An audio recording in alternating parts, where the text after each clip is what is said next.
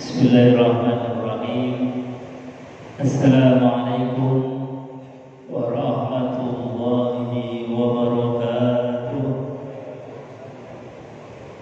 Bismillahirrahmanirrahim. Nahmaduhu wa nasta'inuhu wa nastaghfiruhu wa na'udzu billahi min shururi anfusina wa sayyiati a'malina. Man yahdihillahu fala mudilla lahu wa man yudlil fala hadiya lahu.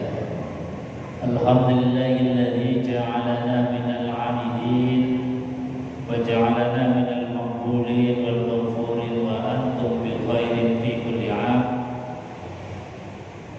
Asyhadu an la ilaha illallah wa asyhadu anna Muhammadan 'abduhu wa rasuluh. Allahumma shalli wa sallim ala sayyidina Muhammadin wa ala alihi wa sahbihi ajma'in. La haula wa la quwwata illa billahil 'aliyyil 'azim. Hadirin jamaah salat maghrib dan kajian ba'da maghrib Masjid Mujahidin yang dimuliakan Allah Subhanahu wa taala. Alhamdulillah, malam hari ini kita memulai kembali kajian rutin kita Selasa ba'da maghrib di Masjid Mujahidin ini. Mudah-mudahan hadirnya kita di majelis yang mulia senantiasa diberikan oleh Allah ilmu yang manfaat, umur yang berkah, senantiasa diberikan oleh Allah petunjuk, dan suatu saat nanti dipanggil oleh Allah dalam keadaan husnul khatimah. Amin ya rabbal alamin. Di awal majelis ini, mumpung masih di bulan Syawal, kami ucapkan taqabbalallahu minna wa minkum. Taqabbal ya karim minal 'abidin wal faizin wal maqbulin wa antum bi khairin fi kulli 'am. Mudah-mudahan ibadah kita selama bulan suci Ramadan kemarin senantiasa diterima oleh Allah dan berbayar dengan surganya Allah. Amin Allahumma amin ya rabbal alamin. Jamaah yang dimuliakan Allah dan kami atas nama pribadi mengucapkan mohon maaf yang sebesar-besarnya. Ini mumpung pertama kali ketemu kembali untuk kajian perdana, sekali lagi mohon maaf yang sebesar-besarnya bila ada khilaf dan salah kata. Mudah-mudahan kita sekalian dimaafkan oleh Allah Subhanahu wa taala. Amin ya rabbal alamin. Jamaah yang dimuliakan Allah, kita awali dulu dengan bersalawat kepada beliau baginda Rasulullah sallallahu alaihi wasallam. Sallallahu ala Muhammad,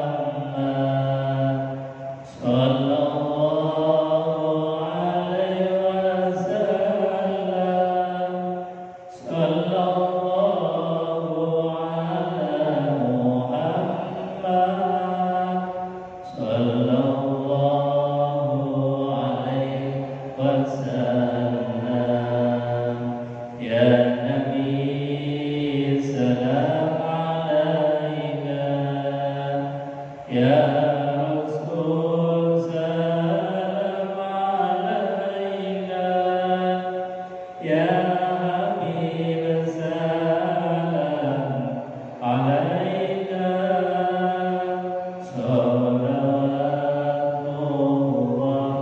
alaika. Ya Habibi, ya Muhammad, ya Musal Khalqi Ghairi. Ya Habibi, ya Muhammad, ya Musal Khalqi Ghairi. Ya Muhayyan, ya Mumajjad, ya Imam al-Qiblataini. Sallallahu ala Muhammad, sallallahu alaihi wasallam, sallallahu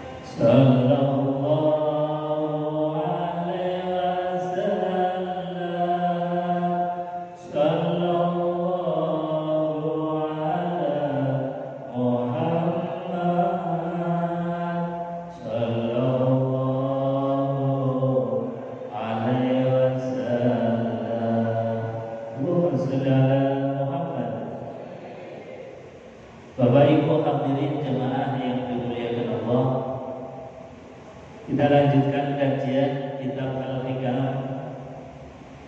Beliau Al-Imam Athaillah As-Sakandari mengajarkan kepada kita, memberikan bimbingan kepada kita, kurikulum agar kita ini selalu husnuzan kepada Allah, selalu berbaik sangka kepada Allah, selalu dekat dengan Allah Subhanahu wa Ta'ala.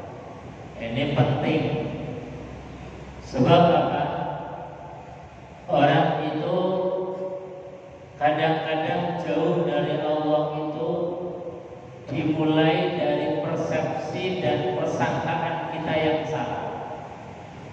Makanya baginda Rasulullah SAW mengatakan bahwasanya Allah itu tergantung prasangka kita. Kalau kita prasangkanya buruk terhadap Allah, maka begitu pun Allah memandang kita dengan pandangan yang buruk. Ketika kita berprasangka baik kepada Allah, maka Allah pun akan balas berprasangka baik dan melakukan satu kebaikan yang terus-menerus kepada kita. Ini dimulai dari persepsi, dimulai dari prasangka. Makanya Al-Imam Athaillah As-Sakandari beliau mengatakan mata auhashaka min khalqi fa'lam annahu yuridu ayyaftaha laka babal unsibi. Kata beliau, maka auhashaka, apabila Allah itu membunuh perasaan jemu kita, perasaan bosan kita terhadap makhluknya Allah. Kita kan kadang-kadang merasa bosan terhadap makhluknya Allah apapun, bahkan kadang terhadap dunia pun itu kadang merasa bosan. Ada seorang yang kaya raya, saking kaya rayanya itu apa-apa semuanya tersedia, mau apa saja itu selalu dilayani. Itu pun sampai satu titik jemu. Akhirnya apa? Beliau ini kemudian memutuskan untuk menjauh dari kerumunan banyak orang. Gak ingin lagi untuk dilayani, gak ingin lagi untuk makan enak, gak ingin lagi untuk menikmati fasilitas-fasilitas. Akhirnya apa? Menjauh dari kerumunan banyak orang, pergi ke hutan, merenung sendiri. Guru-guru apa? Gara-gara karena semuanya itu sudah tersedia fasilitas, ingin kemudian menyapih dunia. Artinya apa? Bahwa kita memang kadang-kadang jemu terhadap apapun, termasuk terhadap dunia. Saya sering berkunjung, ketemu dengan orang-orang yang sepuh, silaturahim, sowan ke orang-orang tua yang sudah sangat tua. Kadang-kadang saking tuanya, diberikan umur panjang oleh Allah, sudah gak ada temannya. Teman yang sebaya sudah gak ada. Yang ada masih muda-muda. Kadang-kadang ngomong komunikasi saja udah gak nyambung. Bahasanya kita kalau ngomong dijawab apa, ngomong apa dijawab apa. Jadi ngomong saja sudah gak nyambung. Karena apa? Sudah gak satu server, sudah gak zamannya. Orang yang semacam ini kadang-kadang mengatakan di luar logika kita, kapan toh malaikat ini akan datang jemputan. Jadi sudah merasa bosan terhadap hidup, sampai-sampai ngenteni malaikat itu untuk datang mencabut. Nah, ini artinya apa? Bahwa kadang-kadang Allah memang membunuh rasa jemu kita terhadap makhluknya Allah. Kadang kita diberikan oleh Allah sehat terus, itu juga gak enak diberikan sehat terus ternyata. Makanya kadang-kadang diberikan oleh Allah penyakit, diberikan oleh Allah ujian. Untuk apa? Agar kita ini silih berganti. Ada sehat, ada sakit, ada senang, ada susah, ada bahagia, ada duka. Maka dengan naik turunnya hidup kita ini diberikan oleh Allah berbagai macam pola hidup. Ada senang, ada susah, ada bahagia, ada duka. Ini sejatinya adalah dalam rangka agar kita menjadi orang yang punya sifat wicaksana, punya sifat bijaksana, punya sifat kita ini luas dalam pemahaman dan luas di dalam pengalaman. Maka kata Al-Imam Athaillah As-Sakandari, ketika kita ini dalam keadaan perasaan kita itu dibunuh, perasaan jemu kita terhadap makhluknya Allah itu sudah mulai datang, kata beliau, yakinilah fa'lam annahu yuridu ayyaftaha laka babal unsi. Ketika rasa jemu terhadap makhluk Allah itu sudah datang, kata beliau, sesungguhnya Allah sedang menghendaki kita dan membukakan pintu kepada kita kemesraan dengan Allah Subhanahu. Makanya ketika kita ini diberikan oleh Allah sakit, itu sejatinya Allah rindu terhadap kita. Rindu kalimat mesranya kita yang mungkin lama gak berzikir kepada Allah, yang mungkin lama gak beristighfar kepada Allah, yang mungkin lama gak menyebut asma Allah.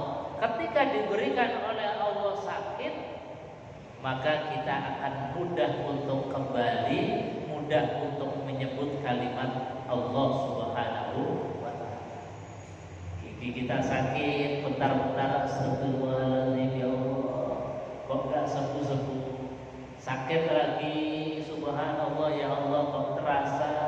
Ternyata rasa sakit itu luar biasa. Sakit lagi, subhanallah. Jadi ketika kita ini sedang jemu terhadap makhluknya Allah, terhadap takdirnya Allah Subhanahu wa ta'ala, sejatinya Allah ini sedang rindu terhadap kita. Ini adalah satu pelajaran agar kita ini bisa mempunyai sikap mental di dalam menjalani hidup.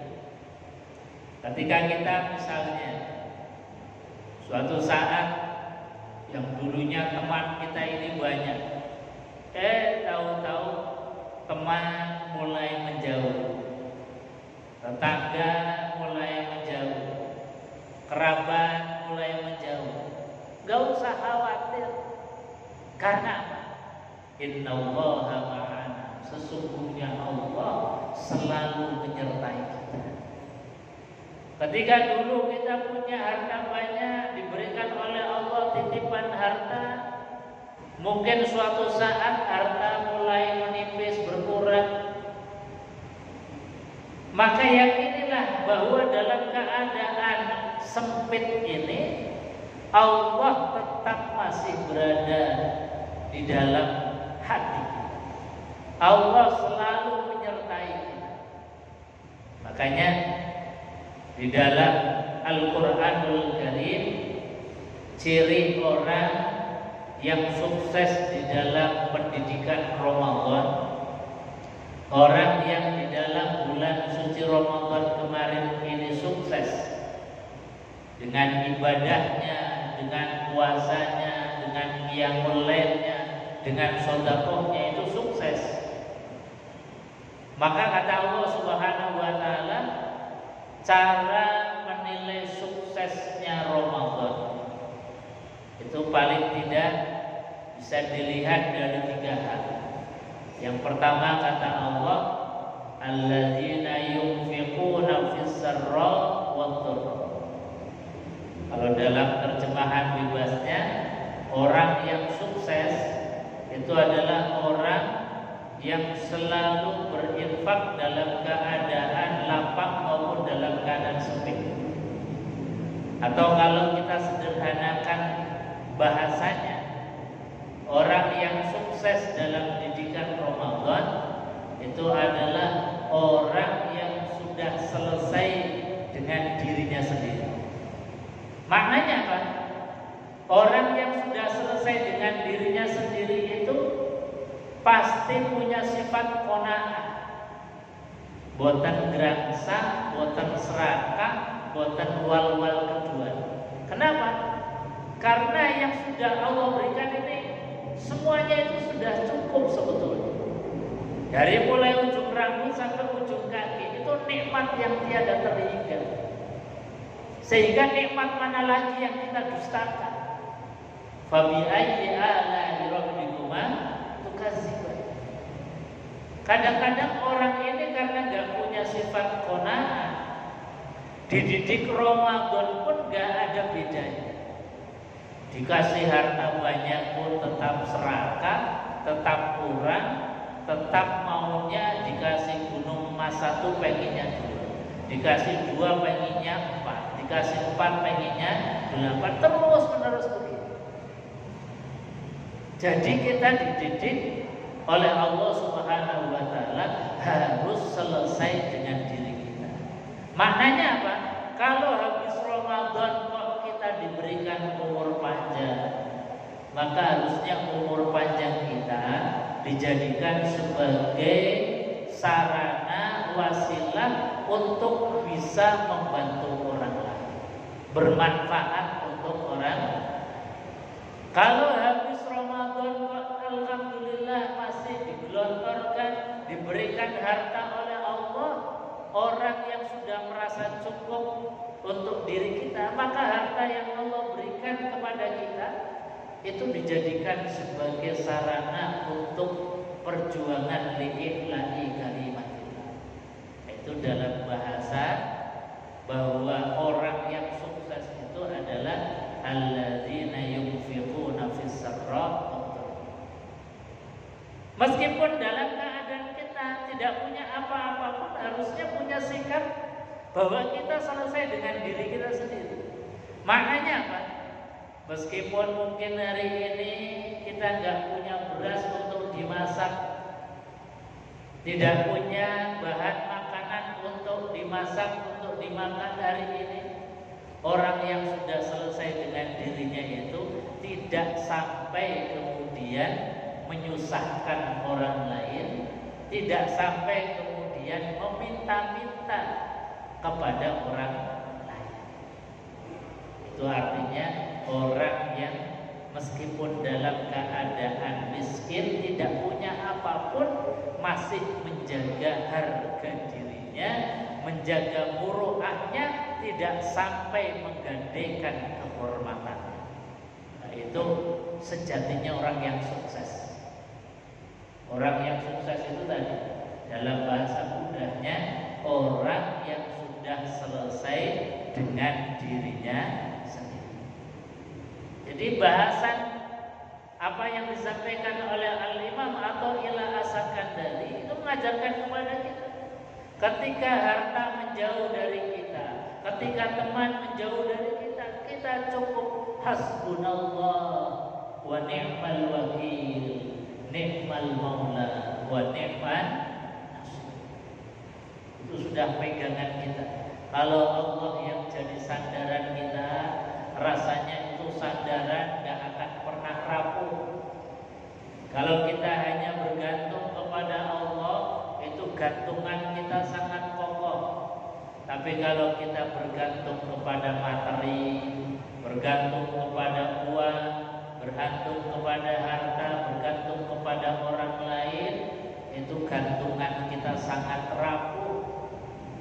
Makanya ketika kita ini ditakdir oleh Allah, perasaan jemu terhadap makhluk yang muncul, itu berarti Allah sedang senang-senangnya berada di dalam hati kita. Allah sangat rindu akan hadirnya kita. Makanya kalau kita ini sudah ditakdir oleh Allah bahwa kita bersama dengan Allah, mudah untuk melangkahkan kaki untuk berjamaah, mudah untuk melangkahkan kaki untuk ngaji. Artinya apa? Di samping dengan rumah kita, di samping dengan keluarga kita sementara, di samping dengan pekerjaan kita sementara, itu sejatinya Allah Subhanahu wa ta'ala sedang menghendaki dan membuka pintu kemesraan dengan Allah Subhanahu. Jadi duduknya kita ini lagi mesra dengan Allah, lagi berduaan dengan Allah, meskipun kita di sini banyak orang, tapi rasanya kita berduaan dengan Allah. Nah, inilah kenikmatan sejati. Kenikmatan sejati hasil didikan, hasil terapi, hasil ujian ketika kita kemarin di bulan suci Ramadan itu dididik dengan luar biasa. Paginya kita akan makan dan minum sampai dengan maghrib, malamnya kita qiyamul lail, semangat untuk berderma, bersedekah, dididik. Maka setelah kita latihan didikan oleh Allah di bulan suci Ramadan, itu diingatkan oleh Allah Subhanahu wa ta'ala, wala takunu kallati naqadat ghazlaha min ba'di quwwatin ankasa. Kata Allah, janganlah kalian itu seperti seorang perempuan yang tiap hari itu kerjaannya memintal benang menjadi kain. Jadi kain itu dipintal menjadi sebuah kain yang indah. Setelah menjadi kain yang indah, dipakai kita nyaman, dipakai kita bisa menutup aurat. Tahu-tahu oleh seorang perempuan tadi itu diambilin satu-satu, diurai lagi satu-satu, dilepasin lagi satu-satu. Itu persis gambarannya seperti kita memintal benang-benang di bulan suci Ramadan. Ada benang puasa, ada benang qiyamul lail, ada benang sedekah, macam-macam benang dipintal menjadi sebuah kain yang indah.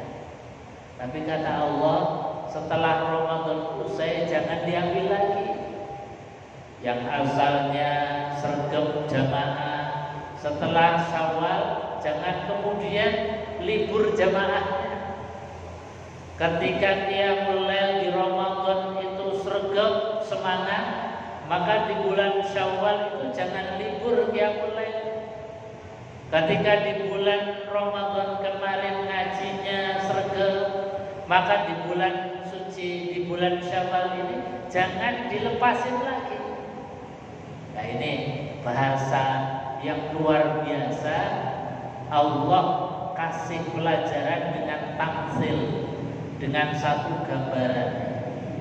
Kenapa pakai tamsil? Ini bukti bahwa Allah Subhanahu wa ta'ala itu maha lembut. Saking lembutnya Allah, nasihat itu kadang-kadang kita baca gak terasa, padahal itu adalah nasihat yang bahasa kita kalau kita paham itu seperti tamparan yang sangat keras.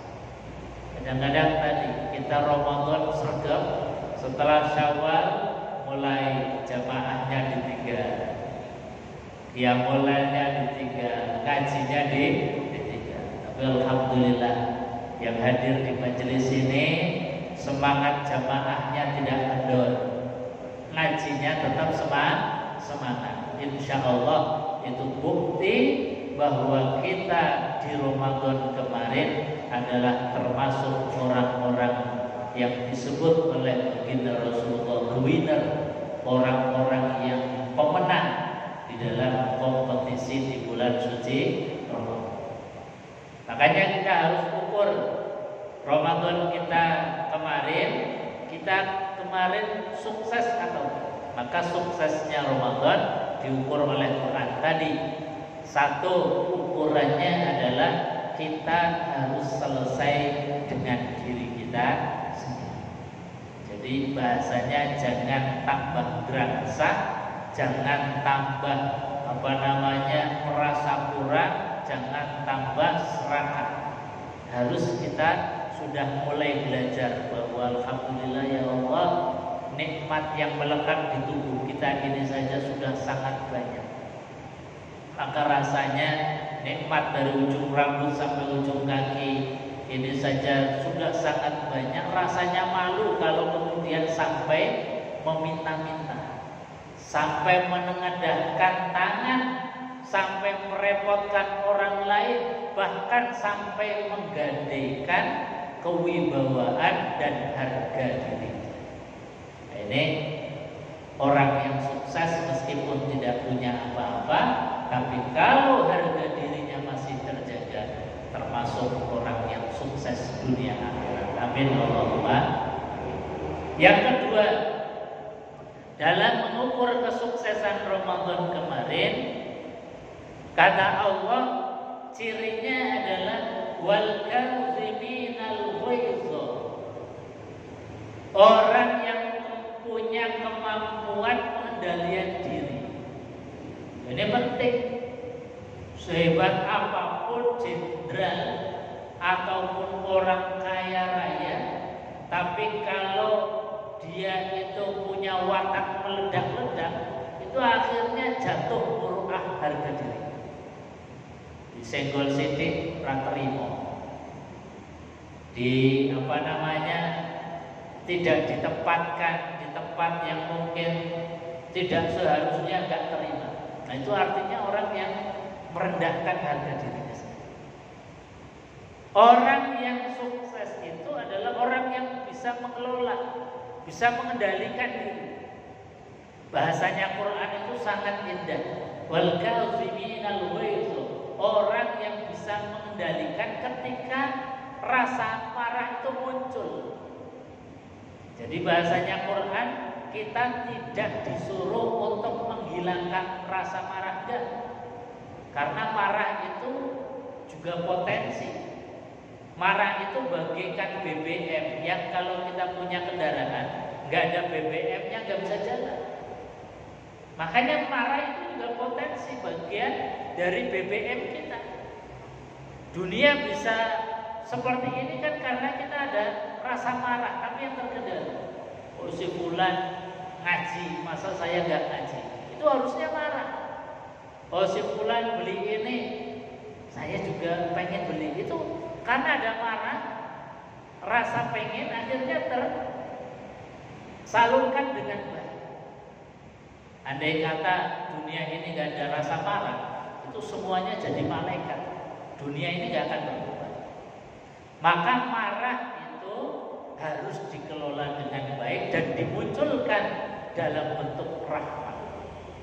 Contoh yang paling konkret, kita duduk di sini bisa terang benderang ini kan karena adanya listrik.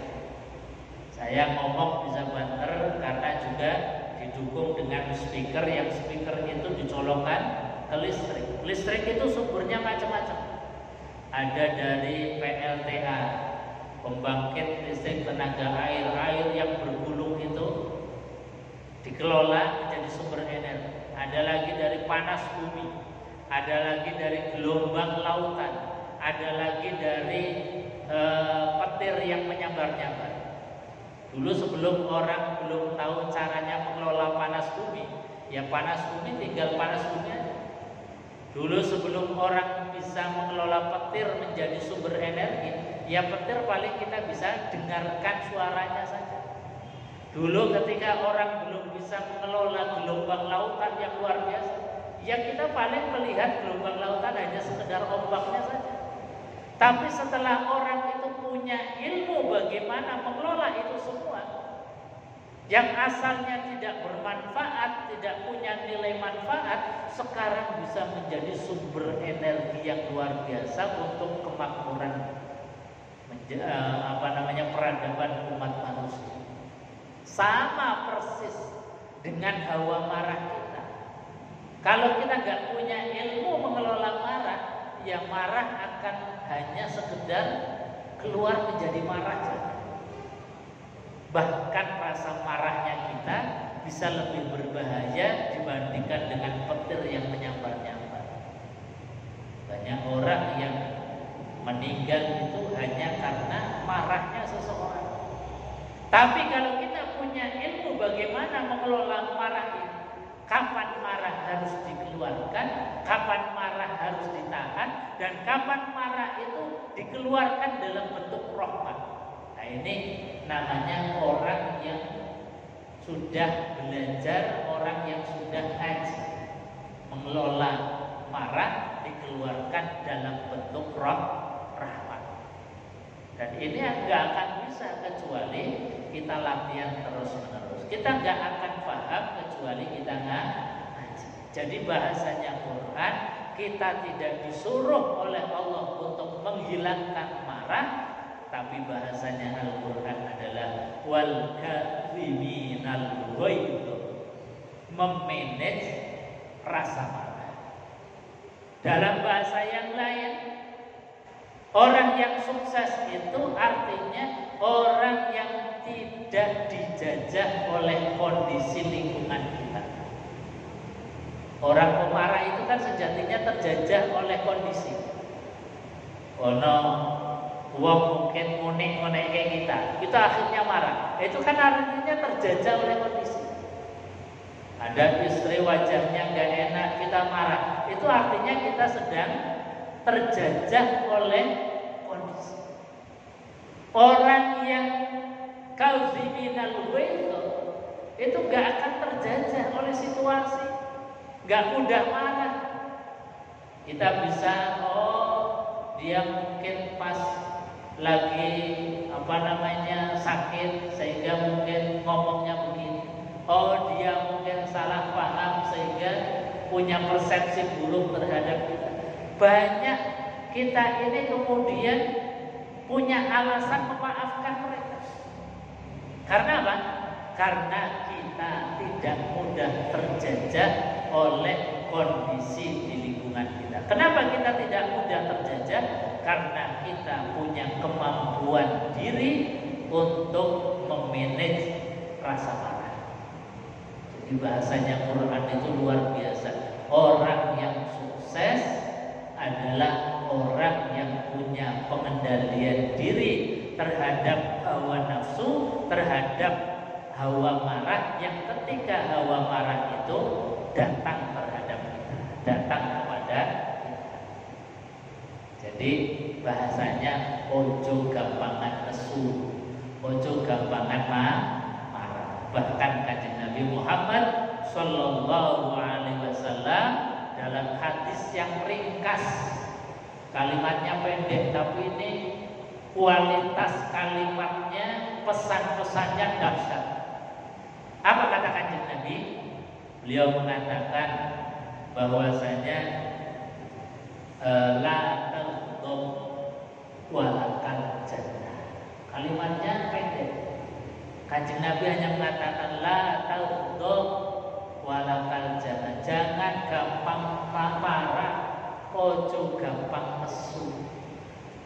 Kalau kita ini nggak mudah marah, nggak mudah nesu, walakal jannah, surga sudah disiapkan. Kalau dimaknai mafhumul khulafatul kebalikannya, orang yang mudah marah, titik-titik nesu, titik-titik marah, itu jauh dari surganya Allah. Makanya kita dilatih oleh Allah dalam universitas yang namanya Ramadan itu dalam rangka mengendalikan satu sistem kekebalan tubuh kita, kekebalan emosional kita, agar kita keluar dari Ramadan menjadi the winner, para pemenang-pemenang di dalam kompetisi kehidupan kita. Dan ini seringkali marah itu kan muncul ketika kita ini diberikan kelebihan oleh Allah. Itu gampang sekali. Ketika jadi pejabat itu gampang cepat mesumat. Jadi orang kaya pun gampang untuk mesumat. Jadi orang pintar ya gampang mesumat. Jadi ternyata rasa marah itu berbanding dengan kelebihan yang kita miliki. Makanya ketika kita diberikan oleh Allah kelebihan apapun, harus diimbangi dengan kelebihan sikap dewasanya kita. Sebab kalau tidak diiringi dengan sikap dewasa yang semakin tambah terkenal, tambah gampang tersunat.